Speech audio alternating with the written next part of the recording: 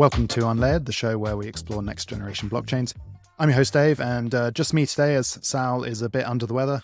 But today should be a fun episode as we're joined by Ray Jacobson, CTO at Audius. Audius, of course, came to prominence during the previous bull market as a project looking to combine crypto and music. So super excited to find out more about the project today. But first, Ray, how are you doing? Hey, Dave, thank you so much for having me on the show. Doing great here. So sorry to hear that Sal's under the weather, but we'll miss him this time, and huge fan of the show in general. So really excited to be here. I'm sure he'll muscle through.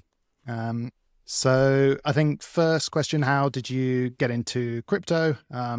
Is it from the sort of the crypto side of things, the music side of things? Yeah. What's been your journey to Audius? Great question. So I've been in crypto for a while now. I started working on Audius back in like 2019. And really what's interesting is my journey with crypto is from the outside. I mean, I guess if we're talking 2019, there are not a ton of people in the space yet, but I was previously working on machine learning projects. I was more of a, ML engineer myself, and really, through that process kind of discovered that I was really keen on building interfaces much more than I was building models behind them. And I think that, had connections with the early founders at Audius, and really the way that they described the idea, and this is before we had a product or a protocol, was, trying to build something atop of blockchain where blockchain wasn't the product itself. And that really captivated me because, I'm pretty technology agnostic, and I think that Audius as a whole is. But for me, I care a lot about what the end result is that is being delivered to users, or what is the application, or what is the user experience on that. And kind of leaving the ML space, I really saw this awesome opportunity building on a blockchain related project. I think it's potentially beyond even just like crypto, but like blockchain technology in general, and like thinking about what that unlocks for the industry as a whole. So I was really excited to. I'm a huge music fan myself. I would consider myself no more than a hobbyist, but I got involved in Audius really because of this potential for technology to change an industry that really deserves change, and do it in a way where it doesn't almost matter what the technology is behind the scenes to the average end user. And I'd love just to take a step back and look at really what the problem is that Audius is trying to solve. So if you could just give us an idea of that, and specifically with reference to how the music industry currently deals with these particular issues, so presumably between artists and fans. Yeah, absolutely. So what Audius is, in kind of the pithy one-liner phrase, is a decentralized music marketplace. And of course, in that, it's built on chain with decentralization principles first and foremost. And what that does is it allows us to create really an economically incentivized environment for music to thrive. And in that process, we hope to bring fans and artists closer together. We hope to be able to leverage the fact that all the technology and the data is open to build amazing experiences ourselves, but also empower other developers out there to build experiences atop a common music language that just frankly doesn't exist within the music space right now. And when Audius was started, in the era of the late 2010s, 2018, 2019, a lot of SoundCloud API keys were getting revoked. A lot of things were sort of falling by the wayside for this predominant model that exists today, where it's very much spoon-fed content to users through the means of Spotify, Apple Music, and so on and so forth. And what we think blockchain tech really empowers here is the ability to build an open platform, really an unprecedented level of openness for people to connect around music, and for there to be really awesome, interesting monetary incentive layers. And we can get more into that, I think, as we continue to talk on the call. But the long-term vision and plan for what Audius becomes for the music industry as a whole is really this kind of like open book kind of clearinghouse model of what music could be on the internet. The internet is a free and open protocol, and we really believe that there's so much that has been done in music to create black boxes of knowledge between both artists, fans, and then other stakeholders in the industry that the technology really can suitably solve. Maybe to like give a more precise example of this, you can think about like what happens when you go listen to something on Spotify today, or the other major DSPs, meaning digital service providers. If you go to Spotify and you listen to something, at the end of the month, Spotify is summing up all the plays. They're working with a lot of different labels and rights holders, and kind of everything is handled behind closed doors as to how people get paid, who gets paid, where this happens. There's a lot of complexity that exists there, and we think we can do this in a totally open way where if you're a developer and you want to build an app on top of music, you can just do that and it will all get handled by the protocol itself. If you're us and you're building this sort of like first party app experience, there's really cool ways that we can empower and enfranchise artists to take control of their destiny and monetize however they would like, whether that's, a single release that they decide to charge a specific price point for, or whether that's a subscription model, or whether that's any other like complicated, hey, I want to hold this NFT, and if you hold the NFT, you can unlock this track. Like there's all sorts of stuff there that really just becomes unlocked, and really, the sky is the limit by being able to build these things in the open. And would you say that maybe the bread and butter of Audius is the streaming service? So in a way, it's trying to compete with something like Spotify. And if you agree with that, what exactly do you think are like the major benefits? Is it the cost reduction because we are replacing middlemen with code? Or is there something else more subtle going on? Yeah, I think it's more the sort of unlock that you get from having this stuff be freely interoperable with the rest of the internet. I think that the model that has dominated how people consume music these days is pretty finite and pretty constrained. People are paying a platform level subscription rather than interfacing with artists directly. And they're kind of like, locked into what that platform is able to provide them in this very kind of like constrained model. And what we think we can really do is open that up and allow people to build, really anything on top of it, and do so in a way where it enfranchises artists because it puts them in control of actually how they monetize. And that's why we call ourselves a music marketplace, because people on Audius today sell beats, they sell competitions, they sell a lot of things beyond just like, hey, this is my subscription, where money is kind of falling into a black box and then somehow ending up in the hands much smaller than when it entered the black box in the hands of artists and other partners in the industry. So we think that like there is some economic efficiency to gain by having this be a totally openly operated network. And like what's really interesting today is you can kind of almost think of Audius as both an app that we've built, but also a kind of like layer one for music protocol where anyone can build any kind of experience on top of it. I love that framing. Music L1. I think that's great. It seems to me it's almost like a social platform for music. Maybe harking back to like the early days of these music platforms where Spotify, you just don't really have that sense of community anymore. So yeah, are you almost trying to tap into something like that, almost like a Twitter or Facebook for music? Totally, yeah. Social has been part of the DNA of sort of our first party client or application that's built atop the protocol, but it's also something that's baked into the protocol itself. Audius actually supports end-to-end encrypted, fully decentralized DMs today, and that's built into the platform. It's not like Spotify has a direct chat feature where you can talk to the artist who you're buying things from, and so on and so forth.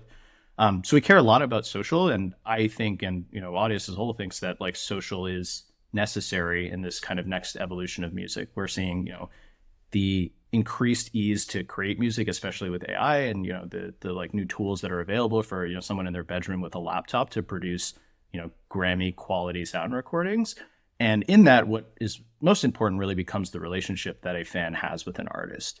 And we see this through the fact that like lots of AI music exists today, but like it doesn't get the attention that some of the other artists that are really focused on like fan relationship and development get. And I think that's really where we take our product and where we want to build the strongest features we can. Audius, we care a lot about the user experience, and we care about it in such a way where it really shouldn't matter to the end user like what this is built on, whether it's blockchain, whether it's crypto. It doesn't, it's a music experience, and really like social is paramount to the success of that. There's a whole lot of really interesting ways this continues to develop with more monetization atop the protocol. We want to see people build applications that tap into both the monetary and social aspect, where it's like, hey, there's DMs that are built natively into the Audius protocol. I'm a musician. I want to release like a single on some page and then immediately gain access to like fans who have purchased that or have interacted with that and be able to chat with them and, build tools that empower people to engage socially without like a ton of work. And that be kind of, the way that people are able to have breakout careers in music. Because it's very hard, these days on the likes of Spotify and whatnot. It's a very sterile experience where there's a lot of distance between the creator and the consumer. And of course, that's why we've seen the rise of TikTok, and like, TikTok's been a hugely valuable platform to a lot of creators. That's I think necessary, especially in this age. And you mentioned AI music. and that maybe that could be sort of a linchpin, something you could really like hang off and make it your own. How do you go about that? Because obviously you could release AI music on something like Spotify. Have you got any thoughts on how you could introduce that and make it maybe more palatable to the regular music listener? Yeah, absolutely. So AI music's a really complicated topic, and I'll definitely leave some of this for the discussion amongst like the legal cohort in music rather than myself. I'm much more concerned about the technology. But what I will say is that Audius tries not to take an active stance on whether this should be allowed or should not be allowed, but we do want to embrace people who want it. And that's something we saw really early. If you're familiar with the artist Grimes, I think most people are these days. She was a big proponent of AI music early, and she released some sample packs and some models essentially trained on her voice that she told other artists to feel free to engage with as long as she was cut into the revenue share. And that's where something really powerful like blockchain tech can help in that process, because we recognize that, and we launched a feature within Audius that allows you as a profile owner on Audius through your account to just go to your settings page and configure your profile to allow derivative works that are AI generated. And there's a bunch of explainer text explaining what that is when you do that in app. But what's really cool is that you now have an open, to use the phrase like kind of block book before, you have this open ontological history of like what has happened in music. You have the entire kind of like genesis of a profile. You have the authorization for other people to use it to trade things. And then you have every transaction going forward that ever happens with that music publicly accessible to anyone, so that the whole like kind of dispute rights question actually has like some physical evidence on chain. And that's really powerful. And that obviously extends way beyond just AI music in general. Then I mentioned the term kind of clearinghouse before for music, and really like if you think about the comparison between what DeFi is to the traditional finance space, you can kind of almost think about Audius to the trad music space, if you want to call it that, where it's kind of like there are all of these things going on behind the scenes in traditional finance that become transparent, and there's so many things you can do with them. In DeFi, it's kind of the same thing for music. If you're able to take that level of openness and that level of cross border basically communication and put that first and foremost built into a protocol, you can start to do all these really interesting things with the likes of like AI derived work or so remix competitions, samples, beat challenges, like all of that kind of stuff. So it's a really fascinating area, and we're really, really excited to continue to explore this and see where AI music in particular goes. So there's no looking back. Like, the tools that exist today, if you were to give them to someone in the 1980s, they would dramatically transform how music works. Like it's just insane how much you can do for, $1,000 on a MacBook in your bedroom. And just to confirm, so I think you were talking about the royalties earlier. So is the idea you using smart contracts to track those royalties and then pay it in crypto? Yeah, that's right. So monetization on Audius today is primarily done in USDC on Solana. And we as Audius, I mentioned before, like we act as kind of this like sort of music layer one, so to speak. We're obviously not a layer one blockchain ourselves. We build atop other projects. We don't really want to get into that business. There are way, smarter people on the infra side working on it, but we really aim to be kind of, a killer application layer, so to speak, on top of blockchains, plural.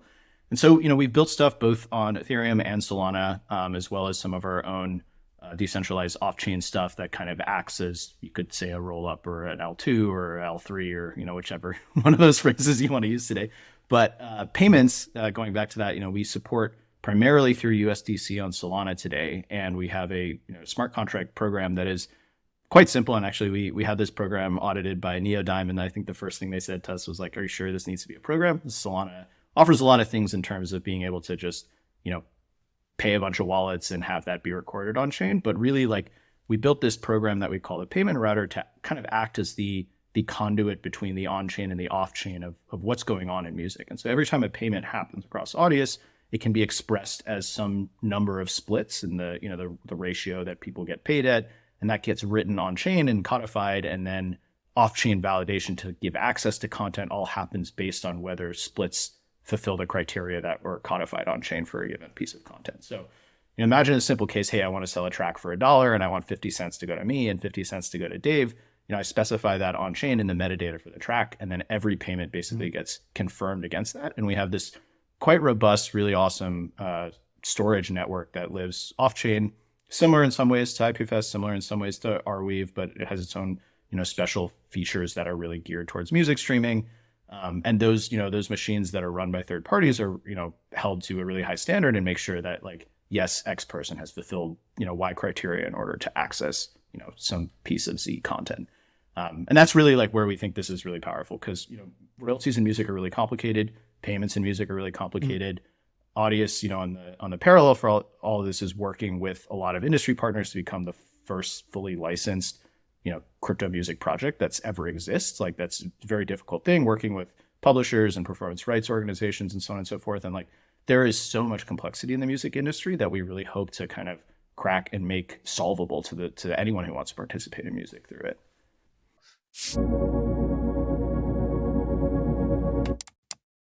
You're giving me like flashbacks to my early career when I was working in finance. And yeah, for a time I was working for a music company, and I remember the pain of royalties and how the lag as well between receiving them and actually paying them. And then sometimes you read stories, don't you, about someone never got paid for 20 years then finally the check came through in the post. So I think it's definitely a massive issue in the music industry for sure. So I think smart contracts and on-chain verifiability, it makes complete sense. It's a really great go on. So it's a really, really great point that you brought up too about the sort of like lag and settlement time, so to speak, of these things. And that's something that we get on blockchains, for free. Even if you're talking about like a 12-second block on ETH, like that beats 2 years trying to figure out what those sort of like international rules are between Spain and the United States or something like that, right? And that's really where this technology really can shine. Yeah, again, you're giving me flashbacks that you used to have to look through the contracts and things like that with all the different countries and work out, how you're supposed to be splitting this up. So for sure, there is definitely a huge solution here, to a big problem. You were mentioning on Solana and that, so you were definitely a very prominent project during the previous bull market. And I want to say you're maybe like the first almost that came over to Solana from Ethereum. I don't know if that's accurate. And it was early and it seemed to be quite a bold move. So were you working? You were, I think, working there at the time. How was that move? And do you know what motivated it? Yeah, such a great question. And I'm glad you asked and really happy to talk about this because I think it presents rather a really interesting model for just applications in general in the Web3 blockchain and crypto space. We at Audius are extremely UX focused. We're really, really focused on what the end user's experience is from the moment they hear about Audius until they've, made their first sale or purchased their first track or interacted with their first artist. And in that, we almost, don't really care what it's built on behind the scenes, so long as it's able to satisfy the criteria of being open and decentralized and, really work towards this long-term vision that we have about being this clearinghouse for music.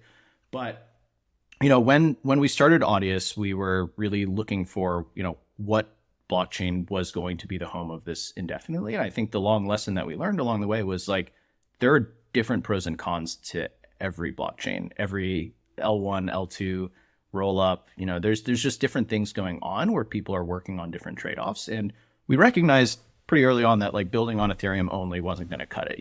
The consumer experience of music today has gotten so unbelievably good. I spent a few minutes at the beginning of this show talking about, complaints I have with Spotify, like to praise Spotify, like what an incredible experience to have access to anything you want to listen to whenever you want in your phone instantly. Like, holy cow, that's crazy.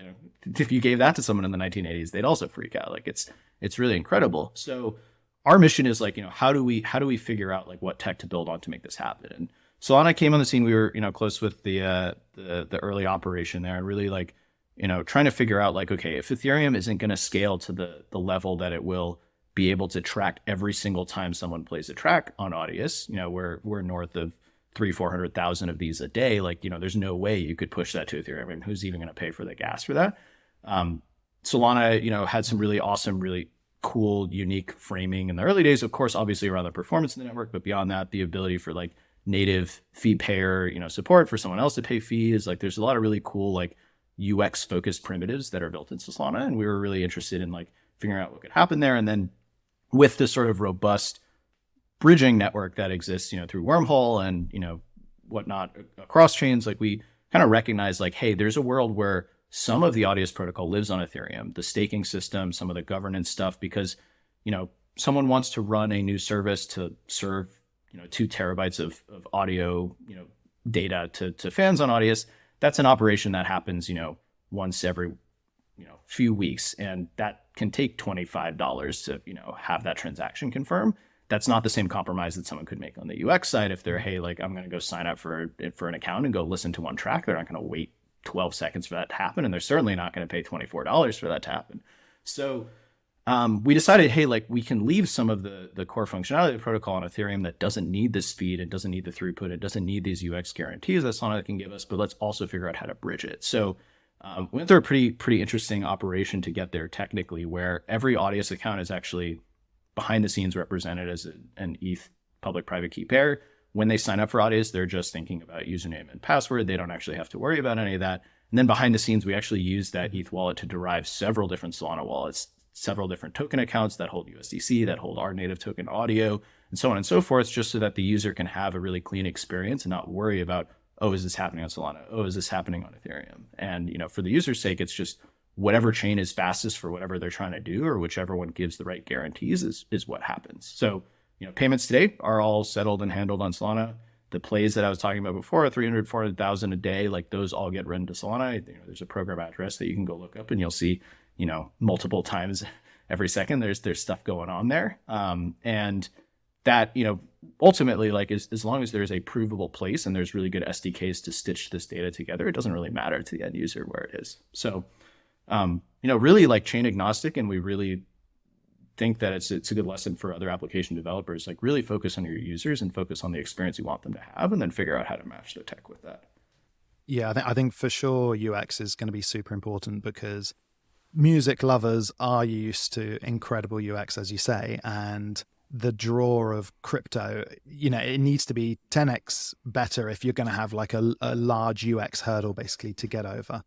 So either it is this amazing burgeoning ecosystem, like you're talking about, all these sociable apps and various applications built on top of it, or it just has to be completely seamless and you don't even know that you're using crypto underneath. So can they make payments in US dollars, for example? Do they have to hold and use crypto? Yeah, great question. So the answer is yes, they can use the US dollar. They could use the Great British Pound if they'd like as well. We really have focused a lot on what the story is for the normal user on Audius that knows nothing about crypto, because we tout north of 4 million monthlies on a regular basis, and like most of those have no idea what is going on behind the scenes. Would they know what a program derived address on Solana is? Would they know what a token account is? No, like absolutely not. Do they even know what USDC is? Like maybe at the Thanksgiving dinner table, but they might not actually have any experience holding or interacting with these things. So we work with a couple on and off ramp providers, namely CoinFlow and Stripe these days, both to provide a really seamless fiat experience. And when we show balances, we try to make them as obvious to users what's going on. We support very simple like withdrawal process where you can go directly to your bank account. And it's like a really intentional strategy that we're focused on making Audius feel as much like a Web2 project as possible, where you're interacting credit card to bank account as you would on Patreon or any other sort of like UGC platform. And what the advantage of that is too is that crypto often has really strong emotional ties. Sometimes that's really positive, sometimes it's really negative. The markets do crazy things, and that's ultimately also why we decided to make USDC the like common denomination of payment within Audius, but it's done in a way where it almost doesn't matter. And the king UX in crypto is the UX that has nothing to do with crypto, and that's what we're here to build. It seems to me with something like a streaming platform, the biggest moat, the biggest barrier to entry is always going to be getting the rights to the music. I think Steve Jobs managed to do it with iTunes, and it wasn't easy. There's that documentary about Spotify on Netflix at the moment, and you can see this is always the problem, because it's all the rights are spread out between all the different record companies, all the different artists, and you're having to agree huge numbers of deals. So how do you think about that problem? And can you compete with the likes of Spotify, who have 95% plus of the music in the world? Yeah, great question. The answer is like yes, we've thought about this a lot, and we continue to think about it, and we are actively working with a lot of partners in the industry. And we've kind of, through the last era of building Audius and the sort of blockchain crypto industry as a whole, gotten to a place of beginning to have a lot more conversations with the folks in the industry that represent where a lot of the catalog is today. Our bread and butter has historically been user generated content, which is small compared to the volume of content that Spotify pulls in, which is somewhere around 100,000 tracks a day or something like that. The good news with that is like we are actively working with partners, and we're looking to get in a lot of content that is owned by labels. There's some already on platform, and there's going to be a lot more. But what's really cool too is that with Audius as this sort of open source project, we've built really cool tooling to handle what's called the DDEX standard. And listeners of the show might not know what that is, but it's a basically common XML file type format that a lot of music uses to distribute and receive content. Basically, you can imagine this big XML document that has the name of the track, the genre of the track, who the artist is, and it points to some resource that lives somewhere on some AWS S3, blob storage, or some SFTP folder, something like that. Mm-hmm. And we've built open source tooling, which is pretty much unprecedented. Like, no one who handles this stuff has open source DDEX ingestion tooling, but because Audius is built in the open and it's all public on chain to some degree, that is something we can do that's really unique. So you can actually, if you're your own indie record label and you distribute content right now to Spotify using this DDEX standard, you could actually spin up your own Audius DDEX ingestion service and just talk to the protocol and not even talk to us at all. And at the same time, we have a very similar business structure to a lot of crypto projects, in that we have a labs group, and the labs group is really existing in the near term as kind of a conduit between the music industry as a whole and the platform as it stands today, because it's you can imagine exceedingly difficult to get someone who has been distributing music the same way for 10 years to distribute it in this radically new format and run their own node. That's of course not going to happen, talking about the sort of UX compromises, but in the near term, we are, offering this opportunity as sort of a white glove service to help partners get content on Audius. And that seems to be going quite well so far. We have a lot of developer documentation for, DDEX itself and the Audius flavor of DDEX, which everyone kind of has their own flavor of. And that's all publicly documented at docs.audius.org, which is pretty awesome. And, I'm really excited about this. I think it's really phenomenal to be here in the crypto space and be able to have these conversations with the likes of the major parties that have represented music for decades.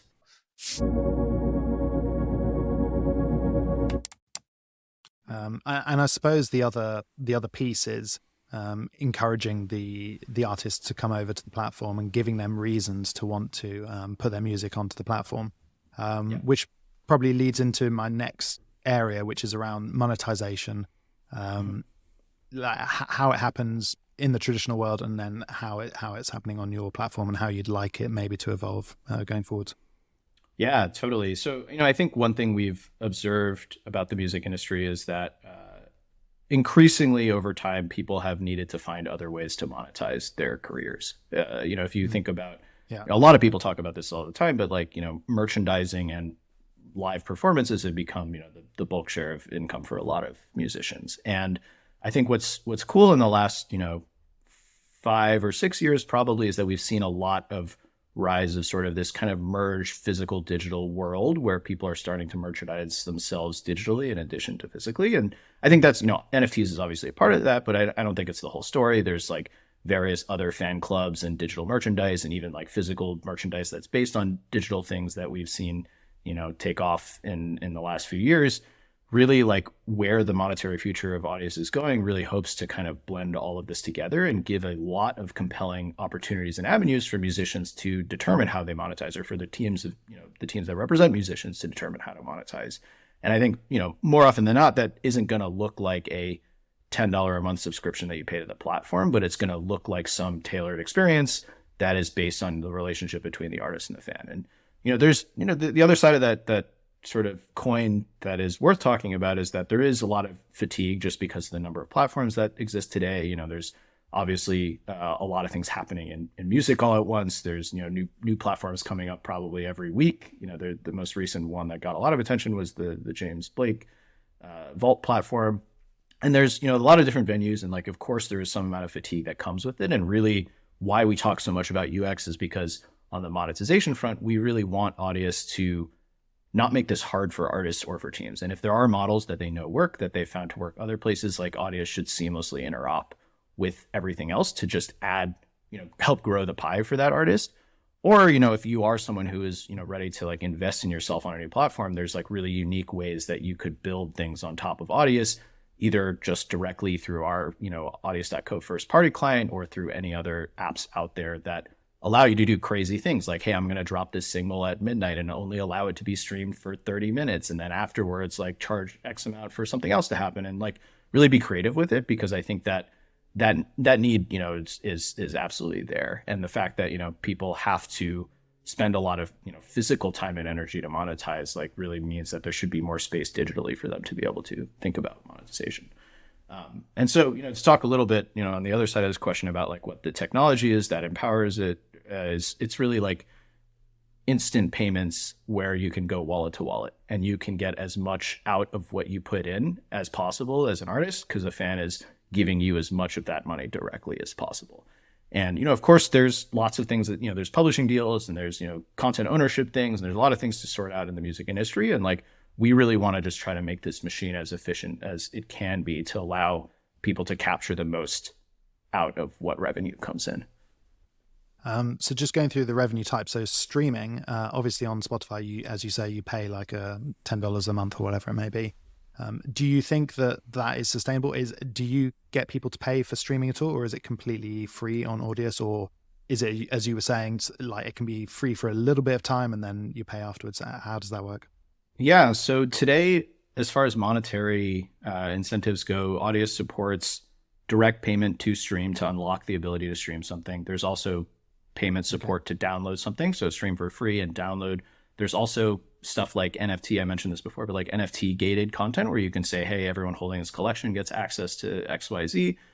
There's also tip gated things where you can gate based on tips. And then, I think one of the areas that we're actively investing in and exploring more, we support a very simple version of this, which is kind of just like follow to get access to content. It's like your poor man's fan club, if you will. But you can imagine that this sort of like fan club model can have a whole lot of bells and whistles to it, with different tiers, with a lot of different ways that you can choose to monetize based on, either recurring subscriptions or, a collection of one-time payments and things like that. So to answer your question, like very directly, like I don't believe, and, we certainly don't believe that this sort of $10 a month in a giant pool that gets collected and, summed up and tallied up across all the play counts is the sort of be all end all model for music. Like music is inherently very social, and it's a very like high engagement thing when there's money in it. There's 5 or 6 artists that like every single person could probably name that they would go through extra hoops to have interaction with, versus like the 90% of what they listen to might be in the long tail where maybe the $10 a month kind of subscription fee is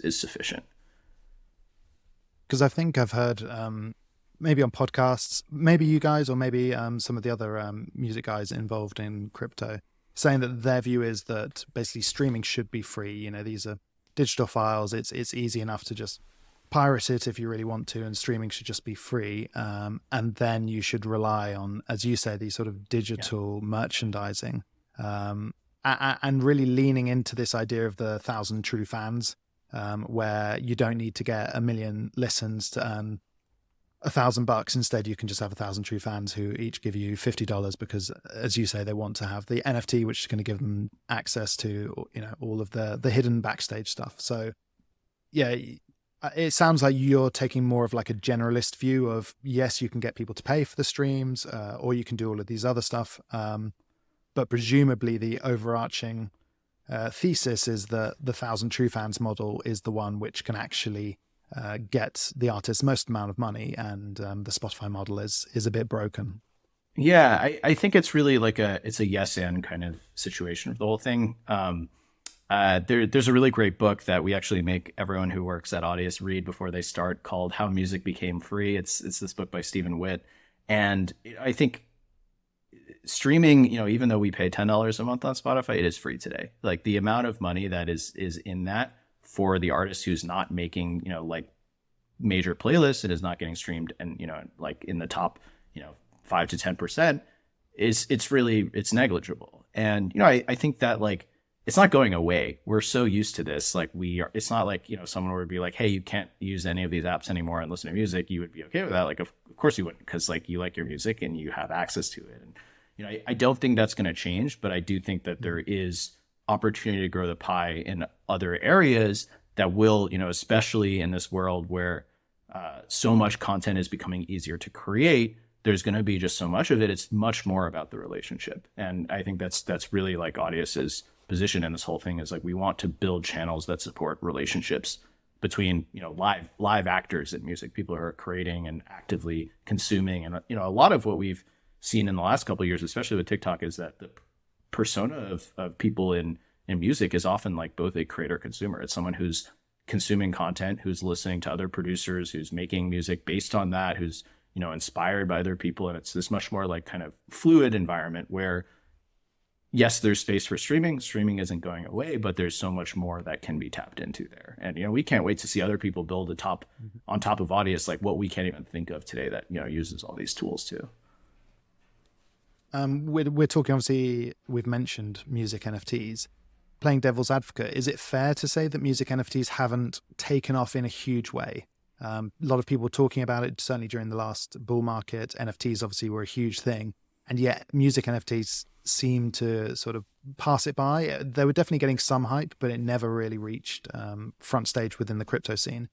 Do you think that's a fair characterization? Do you think maybe the crypto market as it currently isn't the ideal target market for such things? What are your views?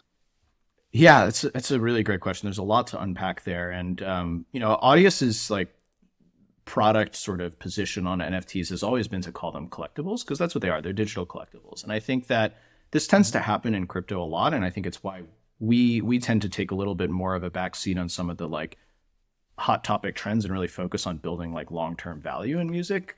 There's with the NFT boom, there was this like insanely technical, at its core, it's not that technical, but the sort of description of non-fungible token becoming the buzzword that we tried to get like people outside of crypto to understand. Like, there's something kind of missing in that. And I think that's why ultimately we've seen it not, gain the crazy amount of success it has.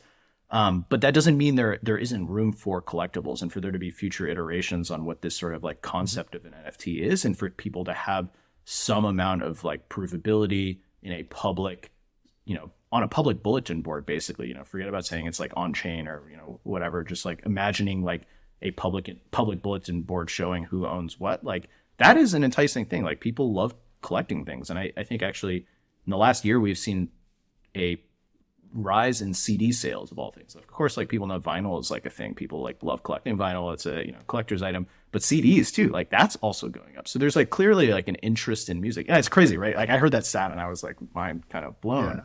But there's definitely this like thirst for a deep interaction with music that's beyond what streaming is providing today. And I think that collectibles in the digital sense are absolutely going to be a part of that, and they will continue to be a part of that. I just don't think that in their current form, this concept of like an audio non-fungible token is necessarily the answer to that.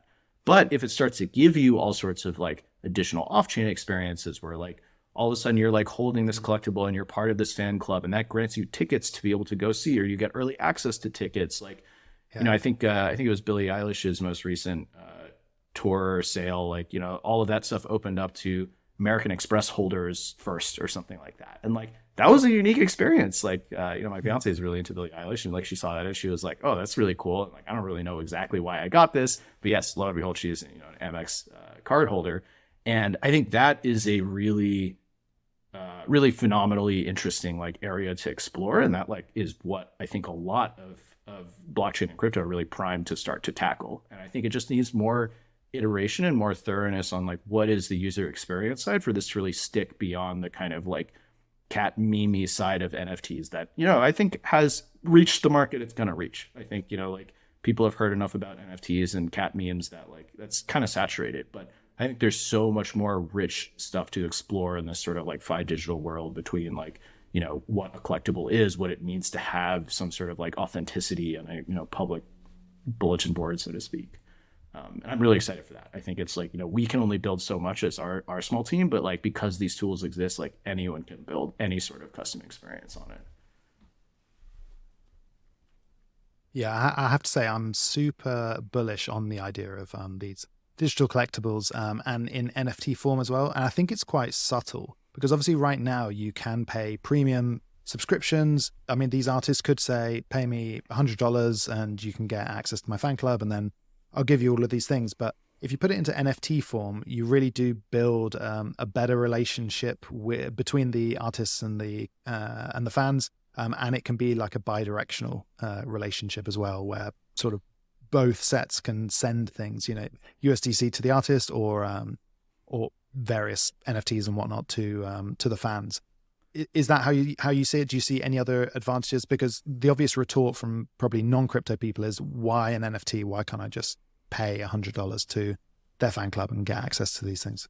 Yeah, it's a really good, point to bring up. And I think that one of the problems is that like a lot of the promises of what the NFT could get you like didn't always come through in a lot of projects, and like there was a lot of noise with it, and during the hype cycle like things tend to get a lot of hype, and sometimes that hype is overstated and that ends up hurting in the long run. But I mean, I will say the first time I bought a NFT in general, like that was the closest experience I've ever had to something physical that happened on the internet. Like, the fact that you have to actually like look at where the thing is that you're buying it from, and you actually like see this transfer, and it actually feels to some degree like you are mining, literally mining physically, like digging for gold to some degree. And this is like a very compelling experience. And I think that really like what's missing is that the provability of like what these things can continue to do for you after you've gotten it once, to make people continue to feel like the experience is enriched. And that's why at Audius our stance on this has been like, hey, we're not a minting platform. You're not coming to Audius to like mint things. That's like not what our primary focus is. But this is a platform, kind of like a hub and spoke model, where you can bring your wallets and you can bring your NFTs. And if you're really like into like figuring out these things and being a sort of DIY person through it all on the internet, like this is a platform where you can showcase them and you can interact with other people around them, and you can demonstrate them, and you can embed them on Twitter and link out your Audius profile to capture that. Like there's, I think, a lot more like enriched experience that we need to continue to build, and that's what will ultimately make these things successful, rather than necessarily the framing and terminology of it itself being an NFT. And yeah, you say that you're not a minting service, which looking at your website, it seems to be more on the streaming side, plus maybe payments for other digital experiences, if you like, on the side. Mm-hmm. But obviously, as you've said, you're effectively like a music L1, if you like. And so presumably applications can be built on top, which could incorporate things like NFTs. Oh, absolutely. So firstly, and so are there applications which have been built at the moment? And are there ones going forwards which you're excited about being built on the platform? Yeah, great question. So we have a number of applications today that draw a decent number of eyeballs to Audius, that exist everything from, if you go to the like app store on your phone and you go to the music category and, look at anything after number, 30 or 40, like a lot of apps are aggregators. They offer unique experiences atop other catalogs. There are a few of them. One of my favorites was one of the early builders on Audius is this app called Bass Booster, which just like cranks up the bass on anything you're listening to. And that, that is an app that was streaming on Audius early. We've seen a lot of games. That's been pretty cool. Even some Xbox games where they have like background music and like use Audius catalog to power some of that. But I think, what we're really like looking for, and if I'm to leave the listeners with anything, is like, please build monetary experiences on Audius, because like we have a lot of these tools figured out, so you don't have to go through that trouble, but you can actually have, payment splits and monetization stuff like really at your fingertips with anything in the catalog today. And there's a bunch of stuff that is payment gated. So, if you integrate it into your app, it's not like every user is going to be able to stream it unless they purchase it.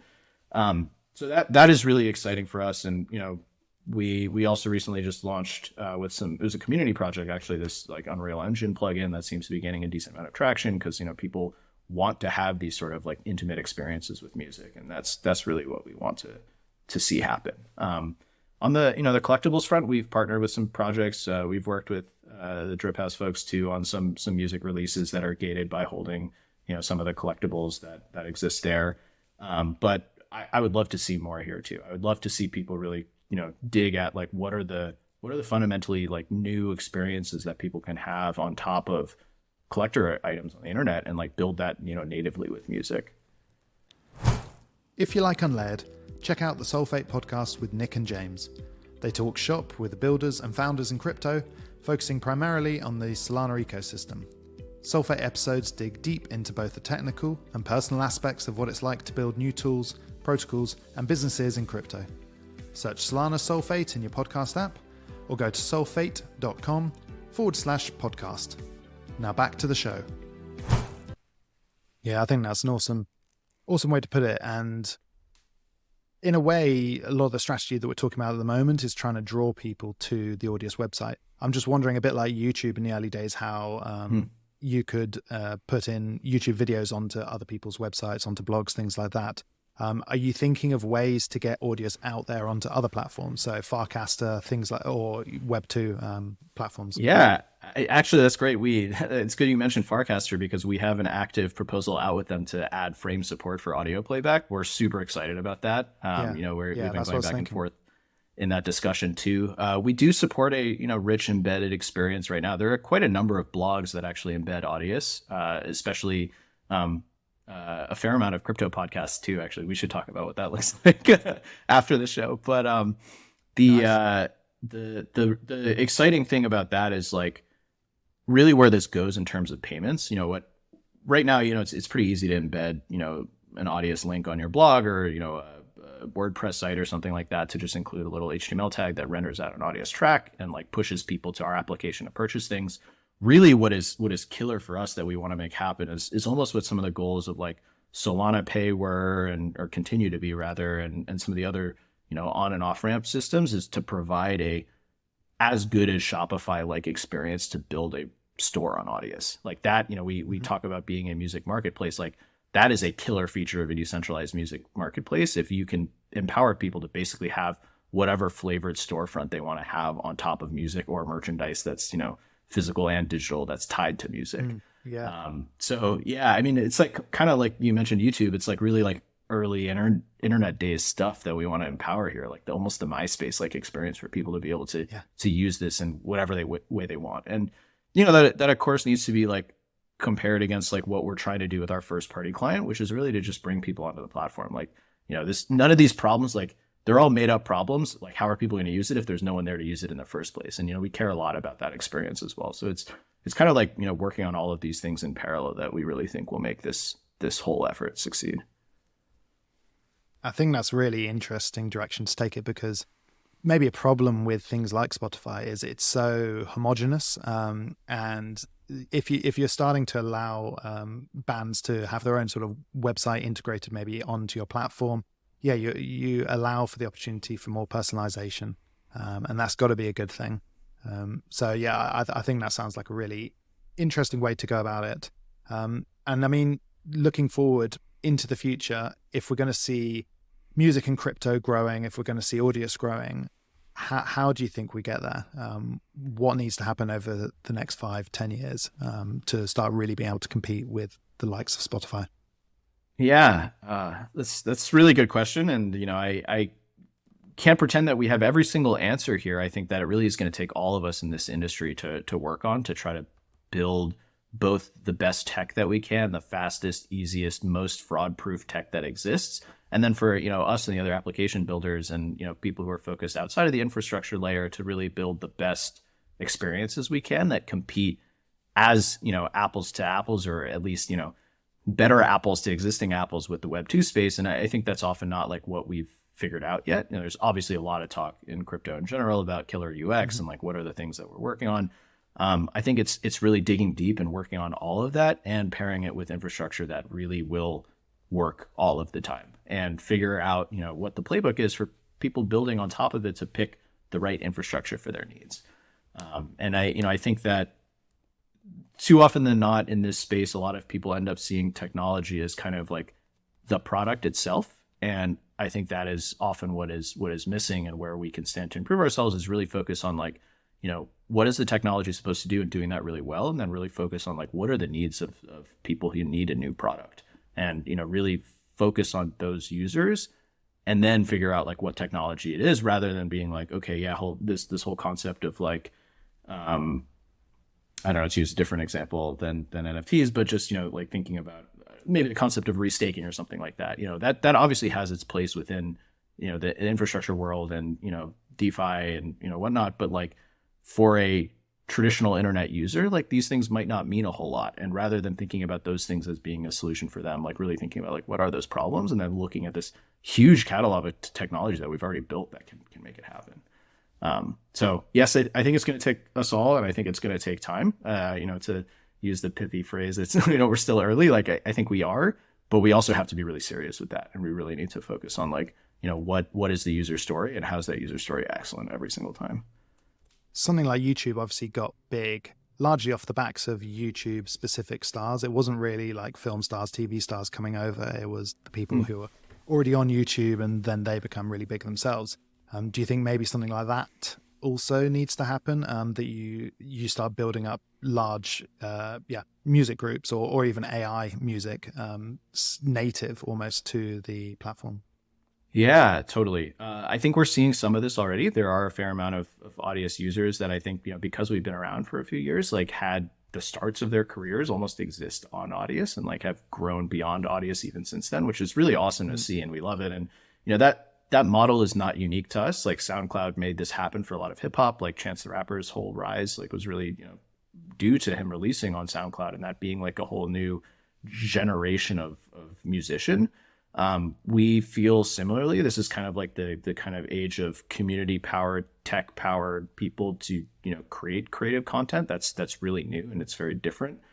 And, we're seeing some of this now. We're seeing, over time artists who, got started on Audius or used Audius early as like a toolkit to like really propel their career and then take it like a step further. And, some of when we launched our platform and our governance system and our native protocol token, like a decent amount of users who held that token early on, like really like were rewarded for that. And that is awesome to see. Like growing with the platform is kind of like, I think the mission in general with crypto is like, be a part of this thing that is growing and derive benefit from it yourself. So yes to all of these things. Like we're really excited to see, new talent emerge on Audius and new interesting ways of creating talent and people doing things like derivative AI works. And, at the same time, we're also really interested in serving the existing industry, both independents and, those signed to labels to really like bolster their careers with new tools that exist. And for them to, even if it's not creating new content, it's creating different experiences on those pieces of content. And like one of the most successful features that we've had on Audius for the longest time is the ability to host remix competitions. And that's really interesting because you can take a track that's been out for ages and re-release the stems for it and call to arms all the content creators that exist now because the internet has made so many people like producer literate to like go take those stems and remix them and create new tracks. And I mean we even saw like Daft Punk recently released this drumless version of their Random Access Memories album, and like I mean they haven't put an album out for a decade now, but that still has value. People are really interested in it because the average consumer is much more empowered today to actually do something with it, which is really cool. So I think embracing change and really like becoming part of where music goes is necessary for us, and it's necessary for any project in music, even outside of crypto. I think like music is inherently different today than it was 10 years ago, and 10 years from now it's going to be radically different from the way it is today. And that's some people would say, oh, it's a bad thing, but I think it's really just like time changes things, and like embracing that opportunity is really exciting to us. Yeah, while you were answering that as well, I was thinking during the last bull market, I remember someone called Notorious NFT on Audius platform, and he used to do raps about the various NFT projects on Solana, and they were great. So yeah. For sure, I can, I can definitely see that. It is a way to like build up someone's fame, if you like, to a crypto native audience potentially, and something which maybe wouldn't be quite as accepted or wouldn't get quite so far outside of a platform like Audius. Mm-hmm. Yeah, it's really cool to see. There's like all sorts of new interesting like media types that are getting created, and I think that like what genre even means today is radically different from what it meant 10 years ago and from 20 years ago certainly.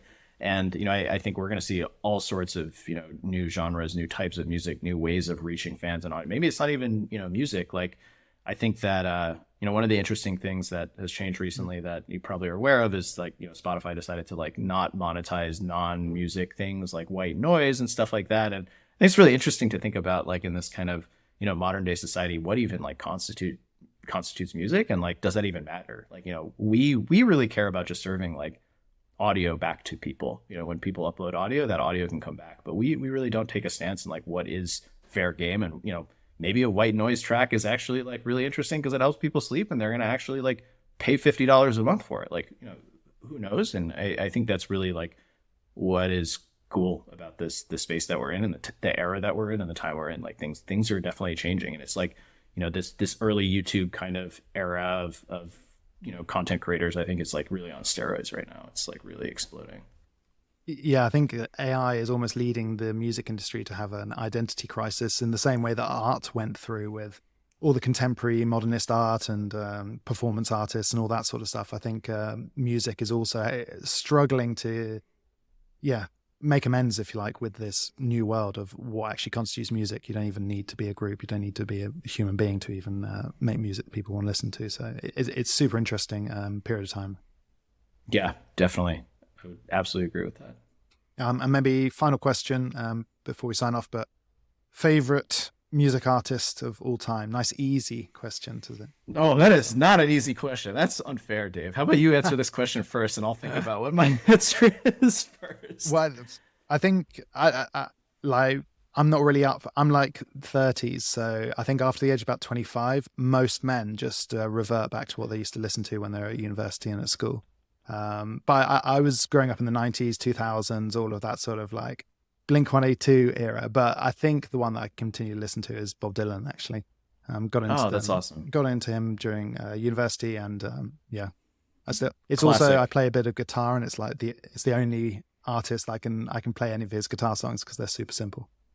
Yeah, totally. Well, I don't know if I have a like ultimate finite answer for you, but it's such a good question. I really should have prepared that one for this interview. But I'll say, because I mentioned them already, I will say Daft Punk. Like, I love the duo. I had a birthday party fairly recently where we played the entire discography on vinyl. So I'm definitely a collector myself, and I think that's not going anywhere in this modern era. Awesome. Well, it's been a great episode. Really interesting to just delve into a different area of crypto, and love what Audius is doing, and look forward to seeing you guys churn out more stuff as the music L1 of the future. So good luck with it all, Ray, and I'm sure we'll get you back on again sometime soon. Thank you so much, David.